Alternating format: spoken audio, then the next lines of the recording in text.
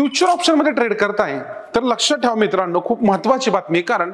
Weekly future option contract बंद करण्याबाबत सेबीकडून या महिन्यामध्ये कन्सल्टेशन पेपर सादर केला होता आणि CNBC TV 18च्या अहवालानुसार market regulator SEBI weekly future option contract बंद करून फक्त मंथली एक्सपायरीकडे जाण्याचा विचार करतात आणि यासाठी निश्चित त्यांनी एक गाईडपाथ पण ठेवलेला आहे. म्हणजे 11 सप्टेंबर रोजी TV9 18 ने सांगितलं की BSE चे शेअर्स ह्या न्यूजमुळे फक्त 3% घसरून अक्षरशः 2200 रुपयापर्यंत आले होते आणि त्याचबरोबर या अहवालानुसार सेबी सेम डे एक्सपायरीसह सर्वच एक्सचेंजवर लागू करण्याचाही विचार करतायत. 12 सप्टेंबर रोजी सेबी बोर्डाला लॉंगर डेरिव्हेटिव्ह टेन्युअर बाबत माहिती दिली जाणार असून पुढील आठवड्यापासून एक्सचेंज सोबत कन्सल्टेशन सुरू होईल याच्याबद्दल. आणि CNBC TV 18च्या सूत्रांच्या अहवालानुसार सांगतायत की मागील महिन्यात सेबीचे चेअरमन तुहिन कांता पांडे यांनी इक्विटी डेरिव्हेटिव्हची मुदत वाढवण्याची गरज असल्याचं सांगितलं होतं आणि लवकरच या संदर्भात कन्सल्टेशन पेपर पण सादर केलं जाईल असं त्यांनी सूचित केलं होतं. तर आता पुढे काय होईल, खरंच फ्युचर ऑप्शन ट्रेडिंगचं वीकली एक्सपायरी बंद होईल का,